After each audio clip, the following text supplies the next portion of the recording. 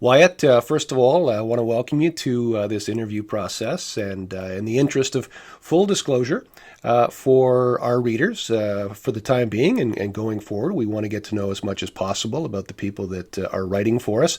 So, why don't we start with some of the simple stuff? I understand you from Western Canada. Tell me a little bit about yourself.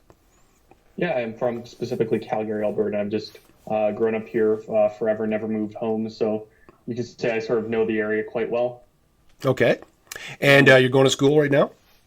Yeah, I'm in my third year of university at Mount Royal, and I should be done that in about a year, taking a policy studies degree and hoping to go into law school. Okay, good for you. And you started writing, and so you've been doing some I guess I would call it investigative stuff. So tell me a little bit about the start of your writing career. Yeah, well, before I had even actually started, I always liked to sort of make my own articles, even though I knew they would never get published anymore. I just sort of like to practice the style. And then about in the middle of the summer, about late June, I started working for the Post Millennial. And when I was there, I did a lot of breaking news, investigative pieces, and opinion. But what I sort of liked to do the most was sort of those long investigative analysis pieces. Okay, and what attracted you to that? Well, I just like actually coming to like completely like starting a story and then running it to its own like to its logical conclusion. I don't like just sort of coming into a story at one specific instance, just saying what's happening at that moment, and then just sort of leaving the story there. I like to be able to tell a reader from what happened at the beginning and and how it concluded. So, if you think about writing, most people today consider themselves to be, I guess, amateur writers in some sort. I mean, if you have a keyboard and access to the internet, you can become, a published author just by simply posting a message on Facebook. But let me ask you this a little bit more about how you see your role as a writer and as a journalist. What drives you?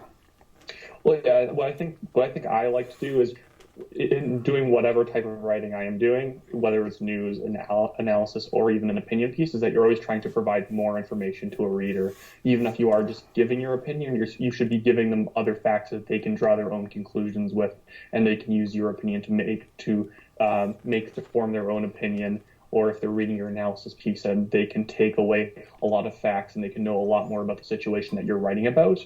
And I find that that's sort of missing in journalism these days sometimes, where it feels like information is sometimes being restricted and you're being spun a story rather than told a story. Or you're being forced into an echo chamber of some sort. Yeah, they're going to tell you everything that they think you want to hear, and that's really it. Yeah. So, if you talk, one of the questions that I'm asking everyone is to get their opinion about social media and the landscape of social media today. And so what are your thoughts about the world of social media and the content that people are digesting right now? Well, right now with social media, I think what it's done for people that's nice is that it connects people. But on the other hand, just the way that social media companies work and the way that they're just the way that the environment is that I find it sort of increases radicalism, not in a sort of like dangerous sense, but I find that people's opinions become more radical. They want to hear less from people who disagree with them, especially on Twitter when you have 160 characters. And so no one's really going to have a well-reasoned argument or a well-reasoned discussion with 160 characters. Either people say things that mean absolutely nothing, or they're just yell at others, because that's really all you can do with that amount of space. Yeah, as your profile continues to grow as a writer and as a journalist, people are going to put their trust in you. So you're going to get approached in the future by people who want to pitch you on a story idea. So what kind of a process will you go through to determine whether or not it's something that you want to pursue or that you want to pursue with the editors that you're working with? Well, that would probably go back to the spin versus the spin thing I was talking about, where I don't want someone pitching me a story or telling me to do a story where I know that there's factual gaps in what I would be reporting or in what I'm sort of even just putting my opinion on. I'm not just trying to create a story out of whole cloth. I want all the facts to be there for me to actually be able to fully make a story that I can know that I'm not just leading people on, where I know that in 3 months someone's not going to come back at me and tell me how I missed this, that, and the other thing because I clearly wasn't ready yet. Right. And so if you wanted to categorize yourself as an investigative journalist, somebody that's willing to do the deep dive as far as the background information is concerned and fact checking and that kind of thing. So on a scale of 1 to 10, how would you describe your capacity, first of all, and your ability, I guess, secondly, to be able to deliver a story that people are very comfortable with? Yeah, I give myself like a 6 or 7, just since I am still quite new at it. But I think what I'm quite good at so far, and all the investigative pieces I've done, is I've come into them with no sort of conclusion made up in my mind already. Where I've had stories where I've called people up on phone to get more information, and I assumed that there were certain things that they might tell me, but then by the end of the call, my conception of what the story was going to be was completely different. It sort of changed the entire landscape of what I was going to write about. And I think that's really good, where I'm not trying to go into a call with someone, or I'm not trying to do research, finding things that will lead me to the conclusion I want. I'm just finding things and I'm allowing them to lead me to the conclusion that they will lead me to.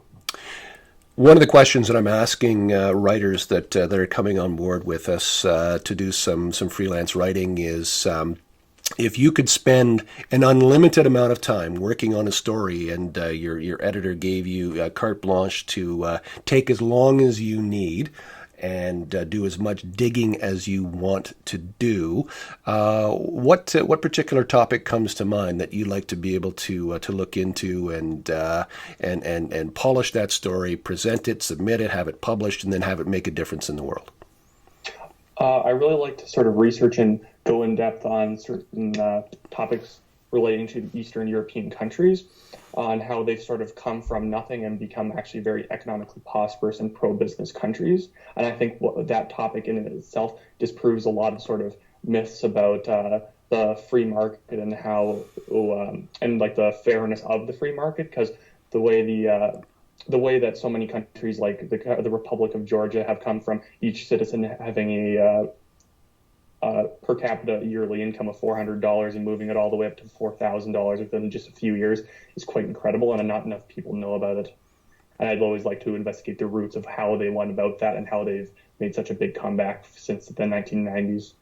Okay, well, Wyatt, thank you so much for joining me this afternoon for this interview, and welcome to the NOVASoMe freelance team. Glad to have you with us. Thank you. Mm-hmm.